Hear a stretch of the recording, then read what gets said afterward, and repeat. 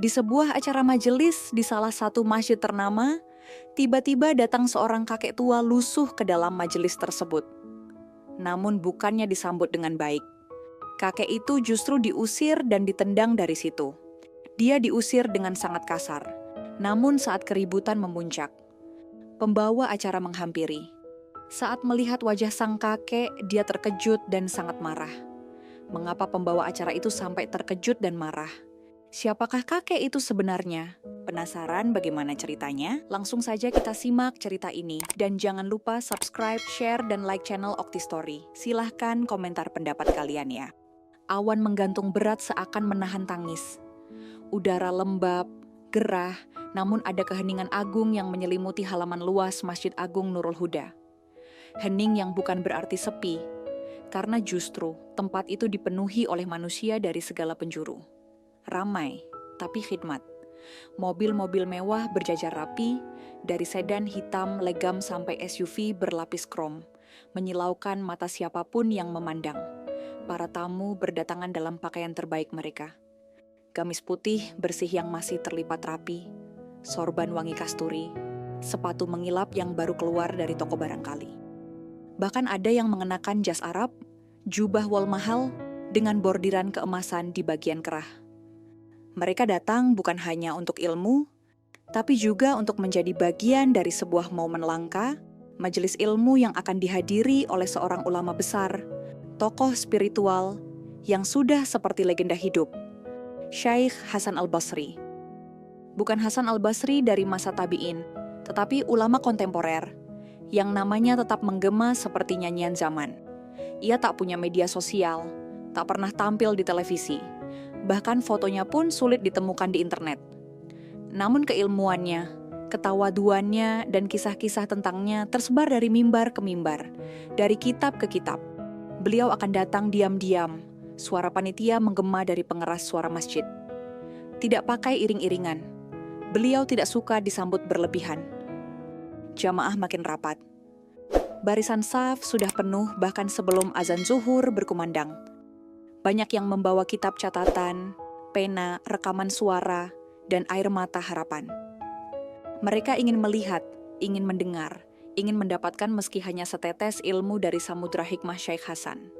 Tapi, di tengah kemegahan itu, ketika perhatian semua orang tertuju ke arah pintu utama, seorang lelaki tua tiba-tiba melangkah masuk dari sisi samping masjid. Tidak ada yang melihat kedatangannya. Tidak ada karpet merah. Tidak ada sambutan. Pakaiannya kusam dan kusut. Jubahnya seperti telah lama tidak dicuci. Warnanya pudar, robek di bagian siku. Sandalnya bolong dan kaki tuanya tampak letih. Rambutnya memutih acak-acakan, janggutnya tumbuh tak beraturan. Wajah yang damai, tapi bukan damai yang kosong, melainkan damai yang seperti menyimpan ribuan badai di belakangnya. Matanya dalam, terlalu dalam untuk diabaikan, seolah ia melihat jauh ke dasar hati setiap orang yang ia pandang. Ia berjalan pelan, tanpa suara, tanpa menyentuh siapapun. Langkahnya tidak tergesa, tapi penuh arah. Ia duduk di barisan kedua dari depan. Beberapa jemaah yang duduk di sekitarnya mulai gelisah. Seorang pemuda berbisik dengan nada risih. "Gelandangan, kok bisa duduk di depan?" Temannya menutup hidung, bergumam pelan, "Bau. Astagfirullah, harusnya di luar aja." Beberapa panitia memperhatikan. 2 orang segera bergerak, mengenakan batik resmi dan name tag di dada. Wajah mereka menyiratkan senyum palsu yang menyimpan ketidaksenangan. Salah satu panitia menunduk sedikit, mencoba bersikap ramah tapi nadanya menggurui. "Pak, mohon maaf, ini tempat untuk undangan. Mungkin Bapak bisa duduk di belakang, di area umum." Orang tua itu hanya menatapnya dengan mata tenang. "Saya ingin duduk di depan, agar bisa mendengar jelas." Suaranya lembut, nyaris seperti bisikan. Panitia lainnya, yang berdiri sedikit di belakang, mulai kehilangan kesabaran. "Pak, ini bukan tempat sembarangan. Jangan bikin repot. Kalau tidak punya undangan, silakan keluar."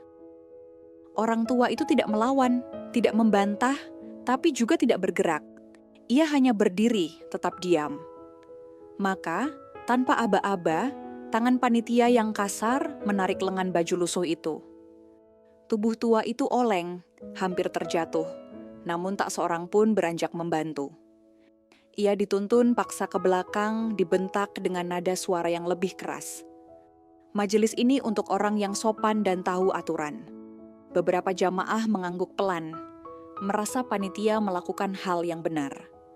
Tapi sebagian lain menunduk, menahan gelisah. Tak ada yang bicara, tak ada yang berani menegur.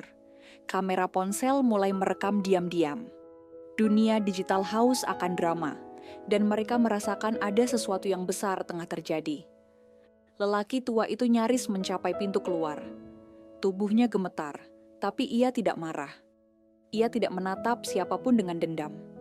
Justru matanya masih lembut, seolah menatap dengan kasih kepada siapapun yang mendorongnya. Lalu, tiba-tiba, "Berhenti, cukup!" Suara itu meledak seperti petir dari atas mimbar. Semua kepala menoleh. Di atas mimbar, seorang ustaz muda berdiri dengan mata membelalak marah. Namanya Ustaz Fahri, lulusan Timur Tengah, dikenal sebagai dai cerdas dan penuh adab. Wajahnya merah padam menahan gejolak emosi. "Apa yang kalian lakukan? Kenapa kalian mengusir orang tua itu?" Salah satu panitia mencoba menjawab, "Ustadz, beliau mengganggu. Tempat depan untuk siapa? Untuk mereka yang berpakaian mahal. Untuk mereka yang wangi kasturi dan memakai jam tangan jutaan rupiah. Majelis ini untuk siapa, wahai panitia? Untuk orang-orang pilihan kalian." Suara Ustaz Fahri mulai bergetar. "Kalian tahu siapa beliau?" Ia menunjuk ke arah lelaki tua yang kini berdiri di ambang pintu. Semua terdiam. Hening, beberapa jamaah menahan napas. Panitia menoleh bingung. Ustaz Fahri turun dari mimbar. Ia berjalan cepat menghampiri lelaki tua itu, lalu berlutut di hadapannya, mencium tangannya, dan berkata dengan suara lirih tapi jelas, "Inilah beliau, inilah Syekh Hasan Al-Basri yang kalian tunggu-tunggu, yang kalian usir tadi." Seketika, masjid menjadi bisu. Waktu seolah berhenti. Wajah-wajah yang tadi sombong berubah pucat. Kamera-kamera yang merekam kini gemetar. Panitia terdiam, tertunduk, lalu satu persatu mulai menangis. Para jemaah mulai meneteskan air mata. Ada yang menutup wajah. Ada yang langsung sujud. Ada pula yang memeluk sesama, merasa malu dan bersalah. Syekh Hasan tidak berkata sepatah kata pun. Ia hanya memeluk Ustaz Fahri pelan, lalu kembali duduk di tempat semula, barisan kedua. Bukan di kursi VIP, bukan di atas mimbar. Ia hanya duduk, seperti murid, bukan seperti guru. Pembawa acara Ustaz Fahri, dengan wajah yang masih membara oleh emosi dan mata yang berlinang air mata. Perlahan-lahan turun dari mimbar. Tangannya gemetar, suaranya bergetar, saat ia berkata lirih, "Maafkan kami, Syekh, ampuni kebodohan kami." Tanpa rasa malu sedikit pun, tanpa menunggu izin, Ustaz Fahri berlutut di hadapan lelaki tua itu. Ia meraih tangan lelaki tersebut dengan kedua tangannya, lalu mencium tangan itu dengan penuh penghormatan. Air matanya mengalir tanpa henti, menetes di pipi yang mulai basah. Di seluruh masjid, suasana berubah drastis. Para panitia yang tadi dengan arogan mendorong dan mengusir sang lelaki kini tak kuasa menahan tangis. Mereka pun berlutut dan bersimpuh di lantai, kepala tertunduk dalam penyesalan yang mendalam. Wajah-wajah penuh sombong yang tadi memenuhi ruangan kini berubah menjadi wajah-wajah tertunduk penuh malu dan hina. Di antara mereka, suara isak tangis perlahan memenuhi ruang suci itu. Ada yang memeluk sesama, ada pula yang hanya bisa terdiam, memandangi lantai seolah menyesali setiap tindakan mereka. Lelaki lusuh yang menjadi pusat perhatian itu kini berdiri tegak. Ia adalah Syekh Hasan Al-Basri, ulama besar yang selama ini dikenal sebagai pribadi penuh ketawaduan dan kebijaksanaan yang dalam. Namun bukan hanya kebijaksanaan, tapi kerendahan hatinya yang nyata. Dia menatap satu persatu hadirin yang memandangnya dengan berbagai rasa, antara heran, malu, hormat, dan takjub. Ia tidak marah, tidak membentak siapapun. Sebaliknya, sebuah senyum kecil tersungging di bibirnya yang kering dan berkerut. senyum yang penuh kasih dan pengampunan. Dengan langkah yang tenang, perlahan Syaikh Hasan melangkah menuju mimbar. Sorot matanya yang teduh, namun tajam menusuk ke dalam hati setiap orang yang menyaksikan. Keheningan kembali mengisi ruang masjid, lebih dalam dan lebih berat dari sebelumnya. Syaikh Hasan berdiri di atas mimbar, membiarkan suasana hening menggantung begitu lama, seolah memberi ruang bagi setiap jiwa yang hadir untuk merenung. Lalu, dengan suara lembut tapi penuh ketegasan, ia mulai berbicara. Hari ini, saya tidak datang untuk mengajarkan ilmu fikih. Saya tidak datang untuk membaca ayat-ayat hukum atau menjelaskan kaidah-kaidah agama yang kalian nanti-nantikan. Suara beliau tertahan sejenak, lalu dilanjutkan dengan pelan namun menggema. Tapi saya datang membawa satu pelajaran yang jauh lebih penting, pelajaran tentang adab. Tangis mulai pecah di beberapa sudut ruangan. Ada yang menutupi wajah, ada yang menunduk, dan ada yang terisak lirih tanpa mampu berkata sepatah kata. Syaikh Hasan melanjutkan, ilmu bisa kalian pelajari dari kitab, dari guru, dari mimbar-mimbar tinggi yang megah. Tapi adab itu bukan sebuah ilmu yang bisa diraih dengan mempelajari kitab atau hafalan. Adab hanya bisa datang dari hati yang benar-benar takut kepada Allah, dari hati yang tunduk dan merendah di hadapannya dan saudara-saudaranya. Ia menatap dengan penuh kasih kepada panitia yang masih menangis terseduh-seduh di bawah mimbar. Apa gunanya kalian memakai jubah yang harum, sorban yang rapi, dan sepatu yang mengkilap, jika di dalam hati kalian penuh dengan kesombongan dan angkuh terhadap saudara kalian sendiri? Syaikh Hasan berhenti sejenak, lalu suara beliau menjadi lebih lembut dan penuh harap. Saya datang dengan penampilan begini, lusuh dan sederhana, bukan untuk menguji kalian. Tapi Allah lah yang menguji siapa yang benar-benar berilmu, dan siapa yang hanya ingin dipuji dan dihormati manusia. Dia menundukkan kepala, dan dengan suara penuh keikhlasan ia menambahkan, semoga Allah mengampuni kita semua yang pernah menilai manusia dari penampilan luar semata. Semoga Dia menanamkan dalam hati kita semua rasa kasih, hormat, dan rendah hati yang tulus. Majelis itu berubah menjadi sebuah pelajaran hidup yang tidak pernah bisa terlupakan oleh siapapun yang hadir. Mereka tidak pulang dengan dada tegak penuh kebanggaan, melainkan dengan hati yang tertunduk dan penuh perenungan. Hari itu mereka tertampar oleh pelajaran yang tidak ada dalam kitab apapun, tentang bagaimana menjadi manusia yang benar-benar mulia, bukan dari pakaian atau gelar, tetapi dari adab dan kerendahan hati. Setelah majelis selesai, beberapa jemaah mendekati Syaikh Hasan dengan mata berkaca-kaca, meminta doa dan nasihat. Syaikh tersenyum, mengusap bahu mereka satu persatu, dan berkata dengan suara lembut, jadilah cahaya, bukan bara api. Jadilah embun, bukan badai. Dan ingatlah selalu, hakikat ilmu adalah membimbing hati menuju kasih dan adab, bukan mengangkat diri di atas orang lain. Ketika malam turun, Syaikh Hasan menghilang seperti kabut pagi. Namun, gema kata-katanya tetap bergema di setiap sudut Masjid Agung Nurul Huda, dan di hati setiap insan yang mendengar. Kisah ini mengajarkan kita sebuah pelajaran mendalam tentang hakikat ilmu dan nilai adab yang harus menyertainya. Dalam dunia yang seringkali menilai seseorang dari penampilan luar, pakaian mahal, dan status sosial, Syaikh Hasan Al-Basri tampil sebagai cermin nyata bahwa kemuliaan sejati tidak diukur dari hal-hal duniawi. Penampilan sederhana dan lusuh beliau justru menggambarkan kerendahan hati yang hakiki, yang menjadi syarat utama dalam menuntut ilmu dan menjalani kehidupan sebagai insan yang bertakwa.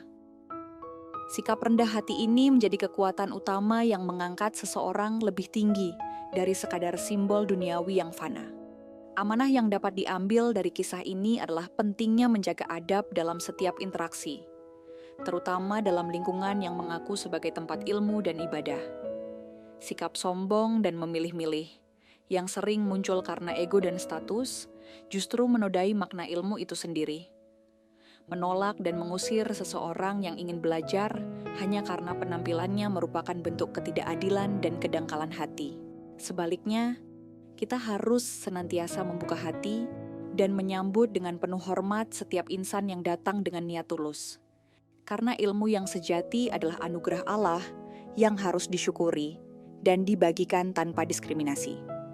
Nilai-nilai luhur yang terkandung dalam kisah ini mencakup kerendahan hati, rasa hormat tanpa memandang status, keikhlasan dalam belajar dan mengajar, serta ketulusan dalam bergaul antar sesama. Kisah ini juga mengingatkan kita bahwa ilmu tanpa disertai adab justru berbahaya, karena bisa melahirkan kesombongan dan memperkeruh hubungan antar manusia. Hanya dengan hati yang benar-benar takut kepada Allah, penuh kasih dan rendah hati, seseorang bisa menjadi pribadi mulia yang menginspirasi dan memberi manfaat luas. Syekh Hasan menjadi teladan hidup yang mengutamakan adab di atas segala bentuk penghormatan duniawi. Pelajaran berharga lain yang bisa diambil adalah pentingnya introspeksi dan kesadaran diri, khususnya bagi mereka yang berada dalam posisi pengatur dan panitia acara keagamaan. Mereka harus memahami bahwa posisi dan peran mereka bukan untuk menilai dan memutuskan siapa yang layak atau tidak, melainkan untuk melayani dengan penuh kesabaran, keikhlasan, dan kasih sayang. Sikap arogan dan diskriminatif hanya akan menimbulkan luka dan menjauhkan mereka dari ridha Allah. Sebaliknya, membangun suasana yang inklusif dan penuh penghormatan akan menciptakan majelis ilmu yang benar-benar berkah dan bermakna. Kesimpulannya, kisah ini menjadi pengingat kuat bahwa kemuliaan sejati bukan berasal dari kemegahan fisik atau status sosial, tetapi dari hati yang tunduk, penuh kasih sayang, dan senantiasa menjaga adab. Ilmu yang benar adalah ilmu yang membimbing hati menuju penghambaan yang ikhlas dan pergaulan yang santun. Oleh karena itu, mari kita semua belajar untuk tidak menilai orang dari penampilannya, menjaga adab dalam setiap perbuatan, serta berusaha menjadi pribadi yang rendah hati dan penuh kasih agar ilmu yang kita raih membawa manfaat bukan hanya bagi diri sendiri, tapi juga bagi sesama dan menjadi amal jariah yang terus mengalir. Semoga Allah menuntun kita semua di jalan yang lurus dan membukakan hati untuk selalu menerima kebenaran dengan lapang dada.